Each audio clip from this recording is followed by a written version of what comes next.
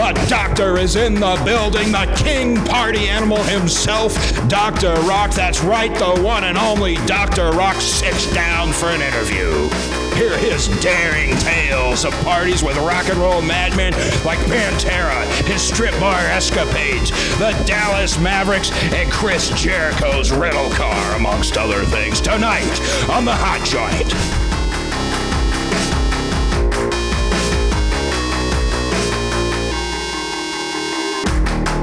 And coming at you hot from coast to coast, The Hot Joint is on the air.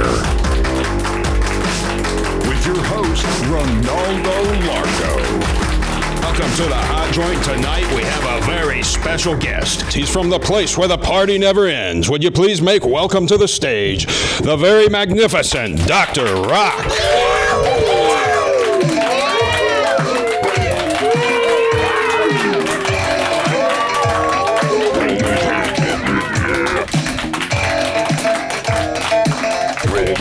Here we are with Dr. Rock, a local legend. We had several strip bars we used to see in the Pantera videos when we were kids, and Dallas Mavericks, all over the place. Tell us, where did it all begin? Well, I moved here in 1982. 82. Back when I used to travel around the country playing music. I was a band, recorded a couple of albums back in the 70s. Never went anything real big, but we got to travel the country. And what was the name of the band? Magenta. Yeah, we were based out of Baton Rouge, Louisiana. In fact, that's where I'm from. I was raised in North Louisiana, up in Shreveport. Oh wow! Right across the bridge over there. Right, not far. So when the band finally broke up in 1982, I moved to Dallas. Tried to make a run at it here in the big city. Yeah. Because of a big change from Shreveport to Dallas. So anyway, did construction work for a while. What kind of construction work? We were building apartments, houses, condominiums in the early to mid 80s. Wow. Construction was just crazy here in the DFW area. Boom, yeah. It was a boom. Yes, no kidding. And then I worked at nighttime at a rock and roll club. I was a DJ at a club called Matley's there in Dallas off of Abrams and Skillman, where like I said, I just came off the road. I was ready to not give up the music totally, but as a full-time thing. Yeah, I didn't want to do it and travel. I was tired of living out of a suitcase in hotel rooms. So I worked daytime construction, nighttime at a DJ at a rock and roll strip club, a rock and roll dance club, and they had live bands. Well, every band that would come in, I'd always introduce myself. And so I said, hey, I used to be, I played music. Do you mind calling me up and let me sing a couple of songs with you guys? Whatever band was coming in at the time. And that's how I met the group Pantera. They were one of the bands that came in. So we became friends, and they'd call me up, and I'd get to sing a Dokken song and a Whitesnake song. And that's how I met those guys. We became friends. And later on down the road, of course, everybody knows Pantera. They became big and famous and worldwide, revolutionized the rock industry. And from there on, then after that, I think construction started slowing down a little bit. And me and my crew, we were off of Northwest Highway in Webb Chapel, building an apartment complex over there. And we'd go in when the heat of the day, when it gets real hot, we'd go into a strip club called Caligula 21. In the year 40 AD, Caligula Caesar, the 21st emperor, taught the citizens of Rome to party. That party continues today at Caligula 21. Gather your friends and head on down to where there's always a party going on. For bachelor parties, birthday parties, or just plain fun, the action never stops at Caligula. You'll always find the coldest drinks and the hottest stars in the adult entertainment world at Caligula. Caligula, the gentleman's club preferred by 4 out of 5 emperors. And because they had free lunch. You had to buy a couple of drinks, the 2-drink minimum type of thing. Yeah. And I remember one day after going to that place, the manager was a friend of mine that I met while I was playing music back in the traveling days. And he was a bar manager at a club called Whiskers in Tulsa, Oklahoma. Yeah. He moved to Dallas, became the day manager at Caligula 21. Well, that one particular day, their DJ named Larry, it was his birthday. He had like 6 hurricanes in a matter of 10 minutes. He went down. So Terry, the day manager, came to me and goes, hey, I I got a problem here. My DJ just passed out, and I don't know how to DJ. I said, well, I've never done it. He said, yeah, but you were the singer in your band. You're good with a microphone, and you're good with people. He said, can you help me out? And we were spinning vinyl back then. This was like 1984. So I said, well, I'll help you out. So I started doing it. I told the rest of my crew, I said, y'all go back and finish the day, and I'll come pick y'all up later, or y'all come back and pick me up later. And at the end of the day, around 6:30, when the night shift's coming on, because this happened like at 2 o'clock in the afternoon, because we were having lunch there. And the night shift people started coming in, and they all looked, heard, saw me, had the crowd riled up. The general manager, the owner, all went back in the office and goes, who's that guy on the microphone? My real name's Glenn. I go, he does construction, and he's a friend of mine, and Larry passed out from his birthday drinks. So I asked him to help me out. So he goes, hire that guy. Yeah. So that was my first adventure when them bringing me to the office. Said, how would you like to be a DJ at our club here? And I went, okay. So I started that 4 nights a week. Wow. And after about a month or two, the general manager and the owner took me back to the office and says, we're going to get rid of our head DJ. How would you like to work 7 nights a week? Whoa. And I said, can I think about it? Sure. And ever since I was a little kid, growing up in a middle income class family, my dream was to own a Corvette one day. Yeah. 1982 Corvette. The finely honed result of an evolutionary process, combining high technology, new materials, and consistently original thinking. I said, okay, if I could work 7 nights a week and I'm making this kind of money, okay. I started doing that. 5.5 months later, I was working 7 nights a week. I was going around town. I didn't have a DJ name at the time. Have girls come over to the apartment, and we'd be drinking and having a good time and just staying up all night. And they go, you need a DJ name. I go, well, okay, well, let's think of something, and I still have the rocker hair, and I wore the white leather pants. Looks good. Yeah, I like that. Still at my age, I'm still trying to hold that image, Yeah. So we stayed up one night, and I was trying to come up with skits for ideas for these girls to dance to, and everything I come up with had to be rock oriented, Yeah. They go, well, you need something with rock in it. You need to, rock. I said, well, I went to college when I was playing music. I was playing music on the weekends, going to school at LSU in Baton Rouge during the week. Well, what'd you go to school for? I said, well, I was going to be a pediatrician. I was going to be a doctor. Wow. So I did finish in 1979. And that's some serious schooling you went to then. Yeah, organic chemistry, microchemistry, biochemistry. I took it all, but I was good at math, good at chemistry. That's what. Do you remember any of it now? Some of it I do, not a whole lot, but some of it I do. So, anyway, that'd be a good name, Dr. Rock. Yeah. I wanted to be a doctor, but I looked like a rocker, so I came up with that name in 1984, 85. That's how the name came about. So. And so at that time when I was working 7 nights a week, I'd go around to all the other clubs. Hey, if you need a day DJ, I will be your day DJ for the day. Just call me, just, give me time to get up there and but I have to leave early to go to my regular job at nighttime. Yeah. So I work 7 nights a week, two day shifts a week at other clubs, just so I could buy a Corvette. And then I just advanced from there, and everybody got to know me as Dr. Rock. And I moved from a better club to a better club to a better club, because I went from Caligula to the fair, the old fair on Greenville Avenue in Dallas. And then there was a club open in Arlington called Lace back at the time, where they had 16 of the girls that worked there were in Playboy magazine. Wow. So I can't pass that up. Where was that at? In Arlington. What street was that? It's off of Majesty and 360 there. Right now it's called Chicas Locas. Oh, yeah. That building used to be Lace. And it was the premier place of the DFW area. They had the light show was kind of way far in advance. If you ever been to a Motley Crue concert where you see Tommy Lee inside a cylinder and the drums and he's it spins. They had that kind of light show with all these different lights, and you hit a button and it would make hydraulics that would come down and the lights would turn over the whole club. Wow. It was so incredible. So, and that's where I really made my mark, because when they asked me to come DJ there, I said, well, why don't we try something new here? And it had never been done. Yeah. And the owner goes, "What are you talking about?" I said, "I just need somebody to work the music and the lights. I'm going to take a wireless microphone and I'm going to entertain the crowd while the music's being played at a strip club." Yeah. Never been done before. So that's how I started doing that. And I became like an MC. Yeah. Well, after that, people started hearing this. I had people from Minnesota, Oklahoma, Indiana. DJs come from other gentlemen's clubs in those states going, "Who's this guy, Dr. Rock, with a wireless microphone?" So they came down to see what I was doing.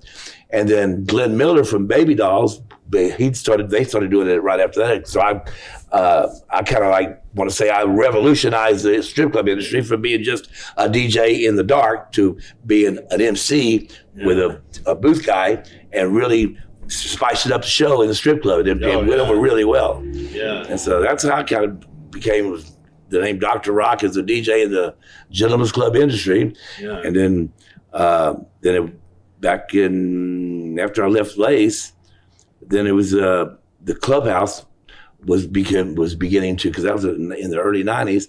Yeah. Then I ran into Jeff and Dale and John, and they all said, "We want to open up our own strip club. You want to come with us?" I went, "Okay."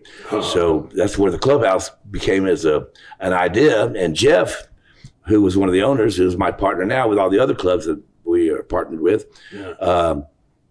he had no place to live. He had no money. He lived on my couch in Fort Worth, me and my ex-wife. So he designed the whole clubhouse on my kitchen table. Wow. With a tablet and a pencil. And he still got their artwork on that now. And so when he said, "You're going to be a part of this." I said, "Okay." So he began designing this and the DJ booth. And the DJ booth was originally going to be over this. It was like a building that used to be like a garage or for automobiles. And they had this one part over here where a hydraulic lift. You know how did you lift a car to change the oil? Yeah. There was a one hydraulic lift. They didn't know what to do with that. So they go, "No, we got an idea for that." What? Well, and it never did materialize because we ran out of money. But anyway, so the hydraulic lift was where we were going to build the DJ booth. And then when Dr. Rock comes on at 7 o'clock, it was going to have these flames and lights that just light up, and it rises to the second floor where the DJ booth will be on the second floor. And that's where the original DJ booth was supposed to be. Well, like I said, we ran out of... You were going to ride it up there. Yeah. And I'm going to be in the DJ booth, with cape and everything, and glasses and sparkly outfits going, and this is the Dr. Rock show. Wow. But so we had to ask Pantera, the guys from Pantera, they were friends of ours, and we'd known them for a while, said, "Hey, we're about $150,000 short. Yeah. How would you like to invest in a strip club?" Well, Vinny met with his accountant. They got back with us. We went and had dinner at the Candlelight in Arlington. I used to go. I saw Vinny Paul there one time. Yeah. Before they rebuilt the old one. Yeah. There used to be on the wall, there was a platinum album or something. Yes. What was it? They just like to go there? That was a great place to eat. Yeah. It was just a low-key place, Candlelight, but it had good food. Real dark. Real dark. Yeah. So that's where we had our business meeting. And they said, "Yep," him and his brother Dime and Rex said, "We'll all put up $150,000. Oh, wow. So it's in the back of the Candlelight Inn. It's in the back of the Candlelight in that back room back there. Yeah. So we got the rest of the money and got to build the clubhouse. Wow. Yeah. What year was all that? That was 94. 94. Because we opened up December of 95. Wow.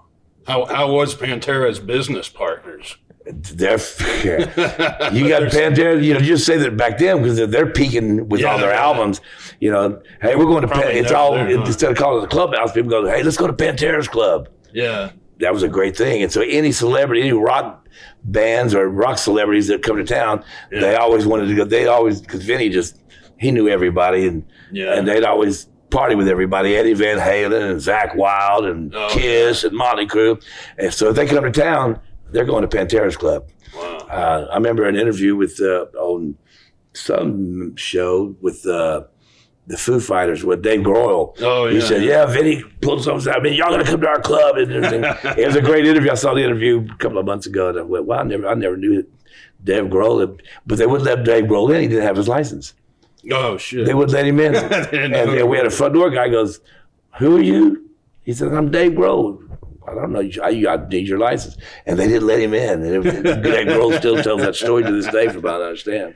But that's how the clubhouse was formed. And I guess it pushed my name up to the rank, through the ranks, being one of the top premier clubs. Because anytime they were in town, Vinny had his own table. Yeah. Vinny and Dime had their own table. And then, of course, when Dime passed away years ago or got killed, that was Vinny's section, that back corner. And he had, in that corner, was all kind of 8x10s of every celebrity that ever come in there. Yeah. I remember the Pantera home videos, and you were on a few of them, and they'd all be at the clubhouse and stuff. It's just like real quick cut clips over and over. It was just constant pandemonium. Those guys knew how to party and put a party together. The party never ended. The party never stopped. Yeah. So, in some of those videos, they were just like tearing the shits out of their house and just doing donuts. And did the neighbors ever? How was it to be one? Well, no, they were far enough away from the neighbors. And Daryl, I remember and that one you're talking about where he had. I forgot what the name was. The guy he said, just drive it, just ride around it, and the tire blew out, and he was a big dually, dude. I know, and Daryl got such a kick out of doing stuff like that, and he didn't care. He'd buy, he had enough money. He'd spend his money on friends, and him and Vinny were just good people, Yeah. Lots of fireworks too. Bottle rockets and put them in people's butt when they're sleeping. When they were asleep, as a wake up. That was just. Did they ever do that to you? No, I never. No, luckily not. I pretty much stayed awake, or being I lived in the area, so when the party's kind of winding down, everybody's kind of crashing out. I'm not going to crash out. I'm going to go. Yeah. There's been a few times that I've crashed out, but luckily Vinny was already passed out by then, or zonked out by then. Because I remember one time when it was me and Vinny and Chris Jericho, the wrestler. Yeah. Wow. Yeah. We were all going to see Ace Frehley at Trees in Dallas. And then we all went back to Vinny's party. And so I always park up, if you ever been to Vinny's house, you go way up a hill. I always go way up there so I don't have to walk up that doggone hill.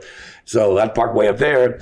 And we stayed up all night. And I think I did zonk out. I was tired and sleepy, so I fell asleep on the couch.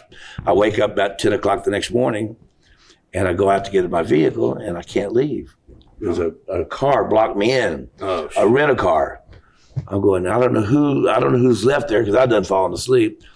And I'm going, well, dang. So I posted on video, posted on Facebook. I said, well, I'm here at Vinny's house. I'm stuck. Somebody parked their damn car in back of mine, so I can't get out. I'm stuck here. Vinny's asleep, and I'm not going to go wake him up. Finally, Chris Jericho wakes up. He goes, oh, shit, what time is it? I got to get to San Antonio. I got a deal tonight. I said, is that your rent-a-car? He goes, yeah. I went, will you move your damn car so I can go home? And we took a picture together, I said, it's Chris Jericho's car. I get to go home now. And so that's how I posted it on Facebook. He's a character. Yeah. He's a character. Yeah, he's got his own band, Fozzy. Yeah. Yep. Yeah, were you over there whenever they had the Stanley Cup? Oh yeah. How'd that go down? Well, everybody knows about the Stanley Cup when the Stars won in 1999. Yeah. And then they threw the cup off the balcony, and it missed the swimming pool. It dented. Yeah. A lot of, if you look, it's not really the Stanley Cup. It's a replica, Oh, really? A lot of people didn't know. They go, oh, they really dented the Stanley Cup. Oh, shit. But no, it was a replica cup. Yeah. But still. I wouldn't have thought it would have lasted that many. The thing's like 100 years old. Yeah. And everyone's supposed to get like their own night with it or something. Right. Everybody could, yeah. So, but this was the replica one. So, but it was funny. Everybody was going nuts because, the Stars won the Stanley Cup that night. I think, didn't they went to the championships twice or something? They only won it that 1 year. Right. Wow. Well, they went to the Stanley Cup playoffs, 2 years ago? Oh, yeah, recently. Recently, yeah. Yeah, I remember back in the day, though, it was like they went all the way 1 year, and then the next year they... Yeah, and then they won it, yeah. And then you're a Mavs maniac, or you retired from that? I retired. I did that for 12 years. There was a group of guys, big guys that are a dance group, do the halftime shows at the Mavs games. And, we've been on Jay Leno, America's Got Talent, Ellen Show. The group has performed in China. Wow. We've done 4 NBA All-Star games. and we've been on posters. And luckily, when I'm out of the guys, they had a Mavs bus that they would pick up fans from all over the Metroplex. Oh, yeah. Give them a ride to the game. Yeah. And give them a lower level ticket to the game. Good. It's a tax write-off for the Mavs. But I was fortunate enough to have my picture on the Mavs bus, and my picture's right next to Mark Cuban. Oh, how is Mark Cuban? He's a cool guy. He really is. You ever get to hang out with him? Not on a regular basis, but there's been a couple of times where we've been seen in public. Yeah, he's at all the games almost. Oh, he's at all the games, yeah. I went there one time and I sat, a few rows behind him. I was like, who's this guy moving? Like, why doesn't he sit down? I didn't even know that was him. Yeah. He turned around and said, oh, shit, that's the owner. That's the owner. Mark Cuban sits right there, right courtside. Yeah, so, damn. So you did that for 12 years, Did that for 12 years, yeah. Wow, you stay pretty active. I try to. I always, don't want to grow old. Yeah. I want to keep doing something, keep going, keep moving. That's the secret to not growing old from the doctor himself. There's no fountain of youth that's a liquid, so you got to do it on yourself. Keep active, keep going. I don't want to grow old. Who does? Right? In fact, I got a high school reunion coming up this year. It's amazing. A 50-year reunion. How many people get to see their 50-year reunion? Back in Louisiana? Yeah. Wow. Yeah, so that's going to be rather exciting. How many are left after 50 years? I know. They drop. My 20th year's coming up. Yeah. I don't think I'm going to go. Oh, you should. I don't. Everyone I want to see from there, I can already see. 90% of the people I don't even know. It was a big class. It's like 500 people. And so I don't get to see all these people. So yeah. And then I do like to go there when people I went to school with, because a lot of people after they've retired, when you get our age, they let themselves go. And Of course, I don't color my hair. Yeah. Liar. Yeah. So speaking of wrestling, you were talking about Chris Jericho earlier, but I saw something with you with Chris Adams one time. Gentleman Chris Adams. I did. There was a documentary. Gentleman's Choice. That they interviewed me, because back in the early days, I used to hang out with Bam Bam Terry Gordy. And, the Freebirds. The Freebirds and the Von Erichs back in my late days at the Sportatorium. What was that? There was a strip bar off Industrial as soon as you got off the highway to your right, like you were headed toward. At one time, it was called Dreams, but I don't know. It's been called a few other things. You didn't have nothing to do with that one, did you? No, I did not. No, for some reason I thought maybe that it was in. No, I was at that Club Lace that had where we had the 16 girls that were in Playboy magazine, and I was walking around with a wireless microphone. That's how I met all the Von Erichs. I mean, back in the 80s, and they'd all come to, that was the premier club back in the day, Yeah. Met Lita Ford came in there. Dave Mustaine from Megadeth came in there, and got to meet him there. Wow. But that's where I met the Von Erichs and the Freebirds, and Michael Hayes and Gentleman. What was his name? Gentleman, and then Chris Adams. Yeah. With the super kick. Kick. He was doing like a project or something where he's like trying to run his own organization, and had like you and some strippers, and you're like, hey pals, it's me, Dr. Rock. Yeah, we did a show. We tried to put together a TV show or something. I don't think it was ever successful. I don't know whatever happened to all the video footage, but we were doing video footage off of buildings and all kind of stuff. What was your role in this? I was just a regular person as a DJ at a strip club. Oh. You had wrestling at a strip club or something like that? Yeah, they were. It was kind of like an in and out type thing of. They were trying to associate wrestling with strip clubs, and everything that was involved in between. It makes sense, I guess. Yeah. I thought that was like the late '90s or so. Seems like that's when all that wrestling shit was really starting to expand back then. Yeah. I used to go to the Sportatorium, after those early '80s, or after the '80s. You'd go in there and there'd be like a homeless guy sleeping a few rows behind. That was an old building. The building had been there for years, and I remember. Buddy Roberts, I remember he was so tired. He was sitting up in the stands, and I said, "Man, wake up! You gotta get it together. We got a match here tonight." He'd been drinking all night.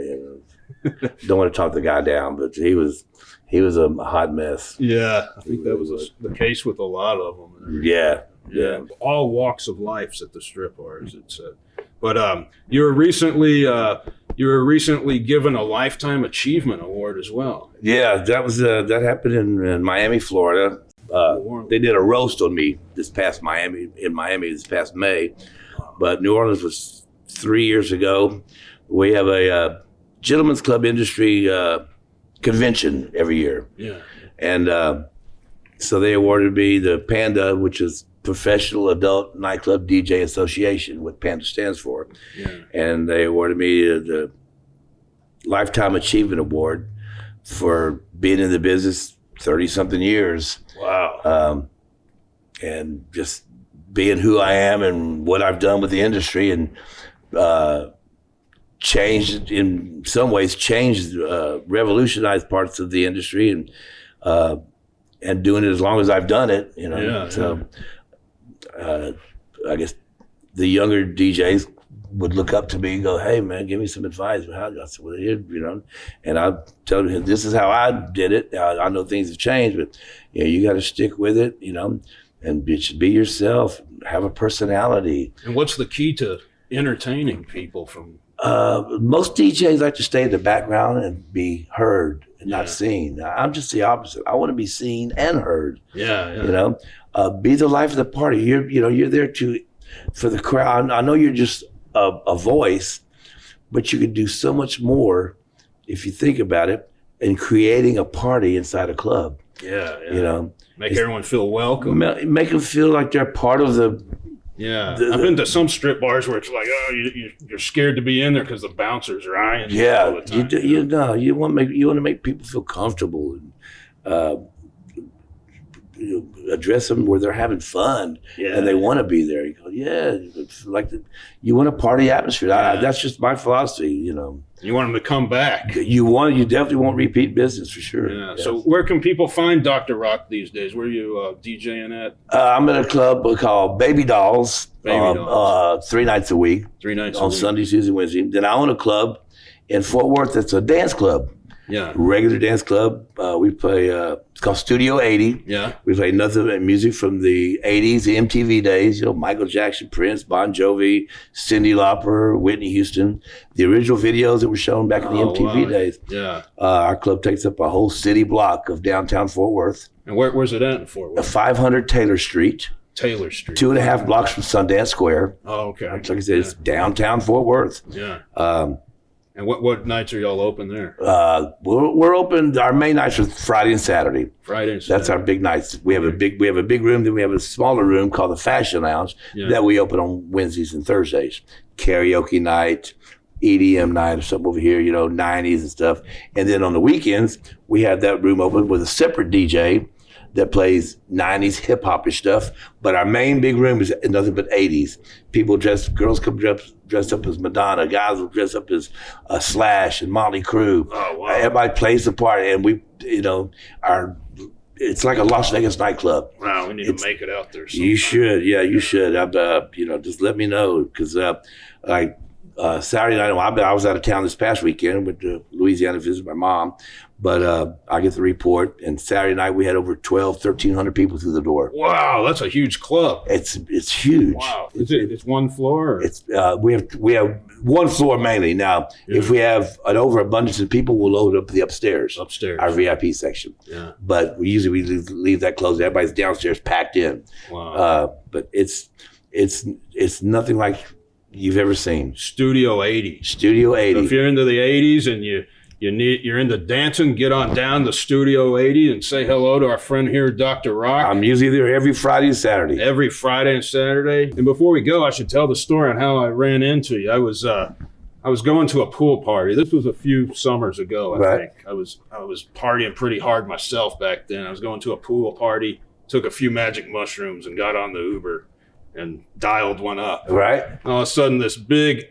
it wasn't an Escalade, it was like a Lincoln Navigator, brand new, pulled up in front of my house and did a little U-turn, then stopped. I thought, oh shit, I pressed the wrong button and got like one of the expensive Uber Black. And then I get in, I was like, well, I can't turn back now. So I get in, I see the hair, I'm thinking, who is this driving? And you say, hey, how you doing? So you turn and you go, and I get a little side glimpse. I say, that's him. that's Dr. Rock. And before we were even off the street, I'd already talked to you. And, Yep. Yeah, it was pretty crazy. And then, like, you were telling me some of these stories, and the whole time the mushrooms are creeping in on me. You think, damn, I'm in this Navigator. Dr. Rock's driving me, and you're telling me these stories. I think it was the best Uber ride I ever had. Yeah, because I do that part time when I'm bored and so. But it's funny how I'll pick up people and they'll go, you know. And they'll see me and go, well, are you a rock? I said, well, you know, what I do and this, that, and the other. Yeah. And then once we get it, especially if it's a long ride, I go, yeah, Pantera, you know, they're friends of mine. No way. And then the stories begin. I go, oh, yeah. And I'll show you, here's a picture of me and Chris Jericho. Here's a picture of me and Slash. Jerry Cantrell from Alice in Chains. Here's me, Video Bob, Vinnie Paul. We were all doing this poker tournament. Jerry Cantrell, Scott Ian from Anthrax. We were in a poker tournament in Vegas. Wow. I said we're all sitting. We posted a picture for the table, and Scott Ian.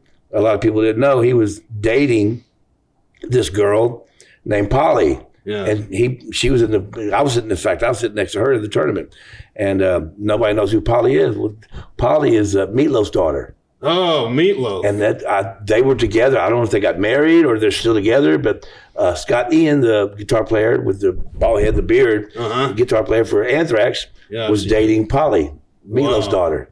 That's and crazy. I thought that's what an interesting. We had some Meatloaf impersonators on here. Oh, really? A while back, yeah. Meatloaf lives around here too, I think, doesn't he? I've heard he's had a place around here somewhere, but I've never.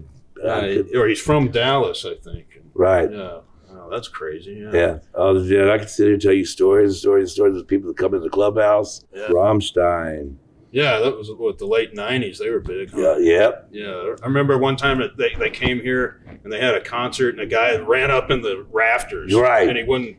And they had to stop the whole thing to get him down. Yeah. He was going to jump or something. That was Reunion Arena or somewhere maybe? I can't remember. That might have. Let's see. That might have been the early days of AAC. Oh, yeah, you might be right. I think it's at AAC when all that was going on. Yeah. Well, it's been great having you on the show. So thank you. We're not going to keep you too long. We know you got to get to the bar tonight and entertain the people. But if you're out and about here in DFW, stop by and say hello to Dr. Rock. He's there at Baby Dolls and Studio 80. That concludes another evening here at the Hot Joint. Thank you for joining us, and good night. Yeah. Rolling around like you just don't care. Because the doctor is in the house tonight. The doctor is in the house tonight. Tonight is in the house. The doctor is in the house. The doctor is in the house tonight. Tonight.